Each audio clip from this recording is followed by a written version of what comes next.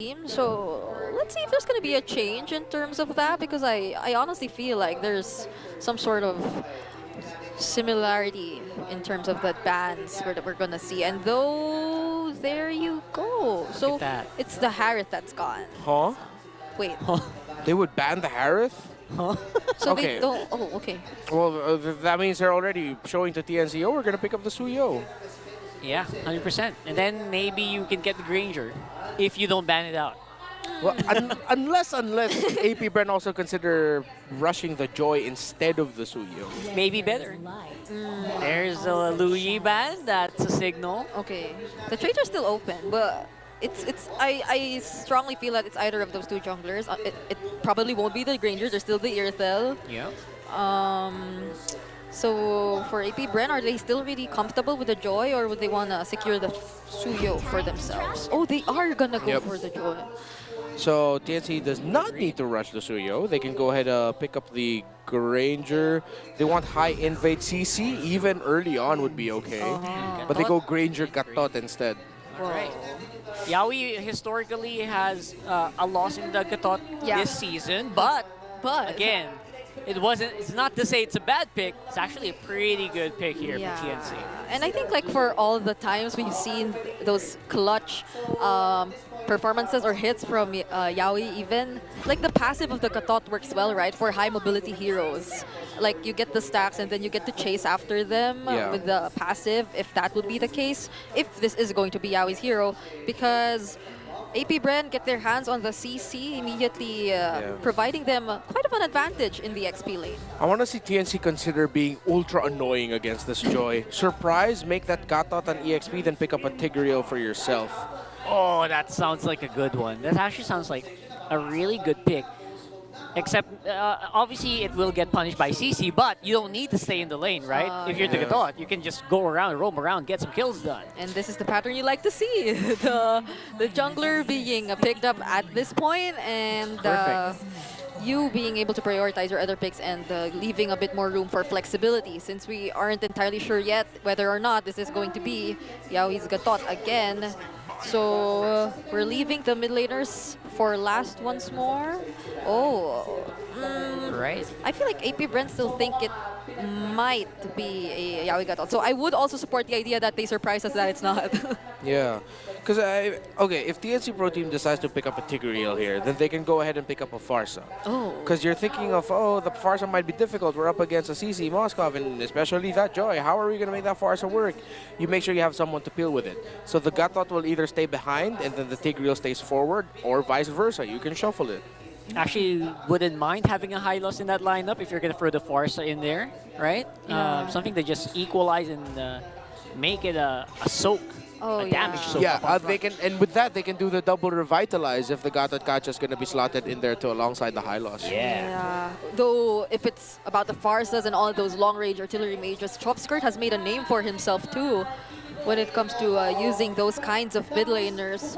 But let's see if he'll be able to get his hands on one of them, since at this point we clearly see how limited the options are once again. So they might want to show us another surprise mid lane that hopefully for AP BREN would work against this lineup of TNC so far. TNC's actually done their homework. They're heavily banning out on that mid lane as well, which does work out in the end for them. Choskirt, I would have liked to see his Eve again. I loved it when he played an Eve.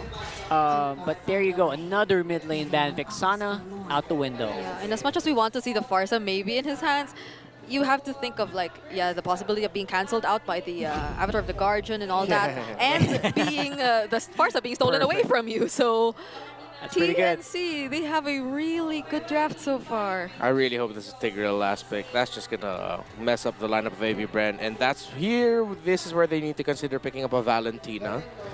And their roamer, they might end up with a Cho, but then you're going to be up a Cho take. You need a strong frontline roamer. High loss. They might default and just go high loss. Because a high loss Tigreal works well for TNC, so AP BREN can decide to just take out one of those and then pick up a Valentina. And I like the Tigreal as well that you pointed out. It will pair well with TNC. Plus, it will just make it harder for the Joy to play. Yeah. I remember a lot of Joys just have a hard time playing because they are scared of the implosion. How do you go in knowing that there's a threat? There's the high loss, but they're sticking. They're sticking with the Selena. They really want to make it work. And for heroes such as the Farsa, when casting their ultimates, I don't think they're moving targets, right? But I wouldn't like to think that that's the only reason why they decided to pick this up again, because it didn't entirely work in the previous game. So Lord JM and Yawi, they have a lot. They have endless options to choose from, knowing that this is the lineup of AP They BREN. go Bagats again.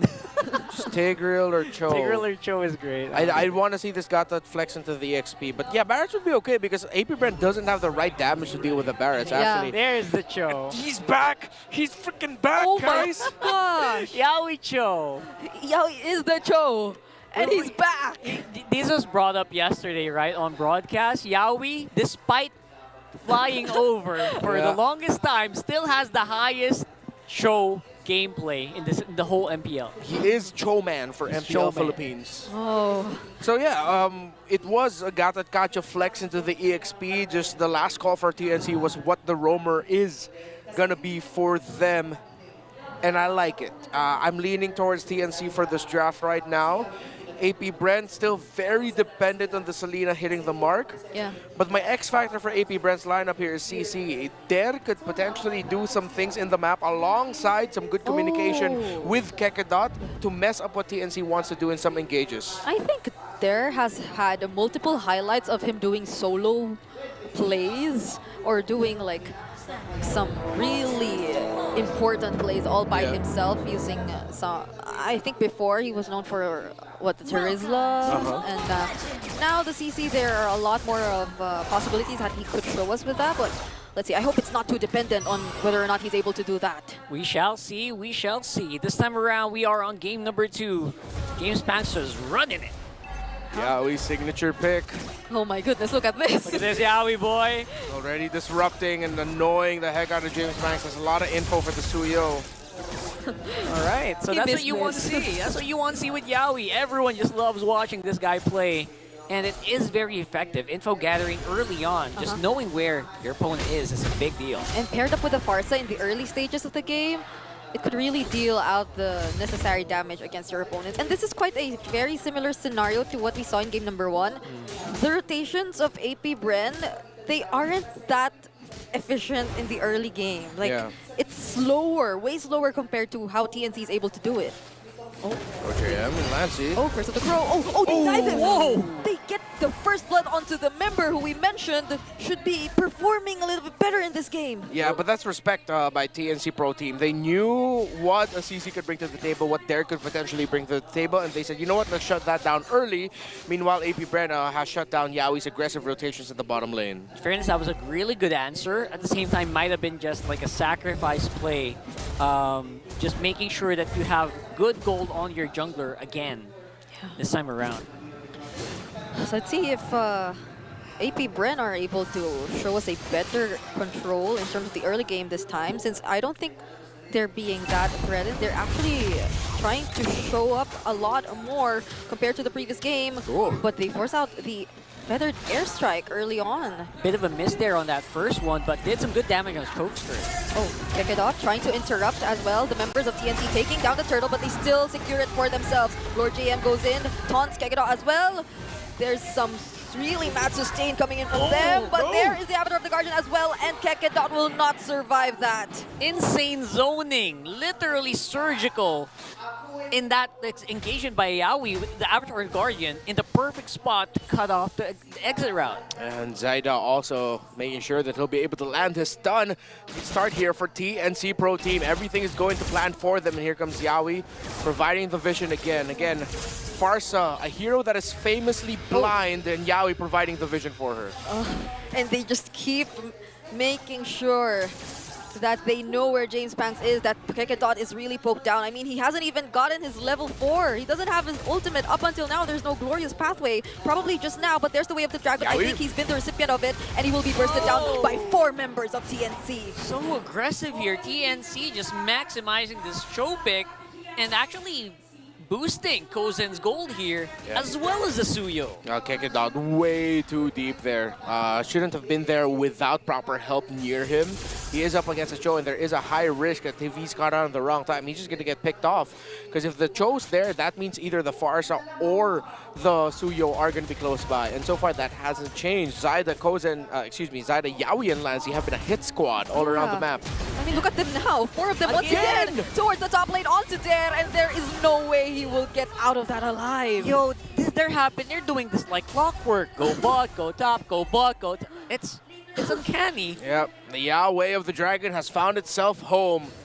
And Yaoi still showing off why this is his hero, why he is the hero or the player most synonymous with Cho. Cho is him. Cho is him. And AP BREN are just getting out-tempoed. Yeah, TNC is very terrifying when they get hold of the early game. They're controlling the pacing and the momentum is clearly theirs, but Chokeskirt, an abyssal arrow to the face. Will Lancy make it out alive? He still has the flicker. They're low. But AP BREN might just go for this. There's the Glorious Pathway. James Pass will be able to cast the electrifying beats onto 4 members. But there's the sustain still from TNC and the counter Avatar of the Guardian where Zyda still makes his way inside and gets that turtle. And now they're still proceeding with the fight. It seems like James Pass has found his opening. Lord JM, will he be able to survive this? There goes the Yo-Yo Blitz, but they will escape. I wonder if that was purposeful that James Banks did not use. It wasn't that he could not use it, he didn't use it. So question up in the air of whether he missed it or they just made sure that, you know what, let's just see if we can just go ahead for the counter engage after this turtle instead. But part of me is thinking that he might have missed it, but AP BREN were able to recover just a little bit with getting a kill there. It's so hard to blame him as well because that is a Suyo. It has multiple layers of damage that you're going to have to play with. And then the fact that you're a little bit behind on level also just doesn't help. Zyda has pretty much won the retro battle for the entire series so far up against James Banks. Even during moments wherein we thought TNC wasn't able to fully position themselves or comfortably control the objectives. They're back at it. So now they're in the bottom lane again. It's like clockwork. Even with all the traps that is being laid down by Chokeskirt, it's surprising that it's hard to actually read what TNC is doing on the map if you are AP BREN. I'd like to think that they probably have an idea, but they just can't keep up. Yeah. Or you know what's happening, but you can't do anything about it. Something like that. Yeah, I agree. It feels like that's what we're seeing right now. AP BREN are just trying to find some semblance of an opening. Again, playing it around the traps and the arrows of the Selena. High risk. So far, no reward for the decision to prioritize the Selena in the series. How do you play against that? There's too much zoning, information. And even when you go for opposite trades around the map, there's Zyda waiting for you. Avatar of the Guardian onto Dare. Will they be able to pour all of their resources onto him? The Vengeance is casted. There's the Glorious Pathway as well. But look at all the damage coming in from them. But there is mobility. And there is Shizu going in. Okay. But that's scary. For just a bit, okay. I clenched. I was like, Zyda, Shizu, whoa. Okay. I wasn't expecting that too. Shizu nerves of steel on this guy. Wait, no, flicker's in? Oh my goodness. Thought we were What is happening here? Chokeskirt committed the flicker as well. We couldn't even see Chokeskirt anymore. They're all so aggressive. That's just how much range TNC has. They're just controlling every single area in this map. So it's so hard to find an opening for AP BREN at this point. You can't even get trades in terms of turrets or at the opposite ends of the map. Lancy has just been on fire with this Farsa, not shy with using the feathered airstrike. Aggressive. If he can build the advantage, he will build it. Only a Starlium Scythe built up so far by the Joy, while Zyda is already up to 5.3k. Not that massive of a gold lead, but he does have 2 items with him with the War Axe and Hunter Strike. They're losing out on the map control pretty heavily. The only upside I can pick for James Banks is at least he still has access to his buffs. Yes, so the at least for now. The early shutdown on the XP made a huge difference for TNC. But does AP BREN still want to go for this? They casted the curtain call, but they were too far away. And Zyda, just look at Zyda. It's up on bot. No resistance whatsoever. It feels like Zyda can do whatever he wants on the map so far. And just that play was enough to surprise AP BREN once more. Dare will be taken out alongside that tier 1 mid lane turret. It caught him by surprise because even Dare was delayed on the Vengeance. And there's the feathered airstrike too. 2 of the tankiest members supposedly are down. It's good to see him back home, landing those iconic Way of the Dragons and Jeet Kune Do flickers from out of nowhere. Yawi is back in the Philippines. He is Cho, he is him, and there's just no substituting one of the best Cho players of our time. Alongside that, the other members of TNC Pro Team have been fantastic as well. Lancy, Zaida, Lord, JM, and Kozen. TNC, they are on fire. I can definitely feel how excited they were to play this way. Yawi in full control. The Way of the Dragon, as you mentioned. It's so nostalgic, and I feel like a lot of fans are celebrating at what they're seeing. Oh, and there he goes again! Taking out Dare and Kekedot too. Oh my goodness, look at that damage, but the fight is still going on. And the Spear of Destruction doesn't connect, and Chop Skirt falls. James Banks as well. Only Shizu's left alone. They even missed on the Spear of Destruction. Everything is going topsy-turvy here for AP BREN. 2 games, TNC ended up with a very comfortable tempo-setting roam pick for Yawi. Jawhead in game 1 and the iconic Cho in game number 2. And TNC has looked comfortable all series long. Lancy and Kozen with their reach, and Lord, JM, and Zaida with their perfectly timed entries every time. There we go, level 15. Zaida hit it at 9 minutes and 50 seconds. It feels so limiting for AP BREN. Like, how could you make a play with this lineup knowing that you're playing from behind? There's little to no setups, but for TNC, there are overwhelmingly endless setups coming in from Yawi. And even Lord JM, I don't think we've seen him use the Avatar of the Guardian to start things up entirely. Yeah. It's always Yawi. It's for the safety, and it's working out so well for them. Kozen is having a fun time here. Dare is not allowed to play on the map. Earlier it was James Banks who couldn't walk out. It's now Dare. Yeah. Even with Vengeance, Yawi is just going for him. And on to Kekedot. Once more, they burst him down. There will be a trade onto Yawi though, but they take out one of their front lines and they gain access to this inhibitor turret. James Banks from behind though finds Lancy. Kozen is able to dodge him, but they will still proceed with the fight, but there's too much damage coming in from those bullets, and they will take down the mid lane inhibitor turret. As close as possible here. Shizu still fighting it out. In the end. Could this be a triple? And it will be! But he will fall, but that's already enough for the Phoenix Army. They are definitely on the rise, and Zaida makes quick work of the base. The Phoenix Army bounces back and secures their first win of the season. And it's a 2-0 at bat. The Phoenix Army is burning. They are roaring with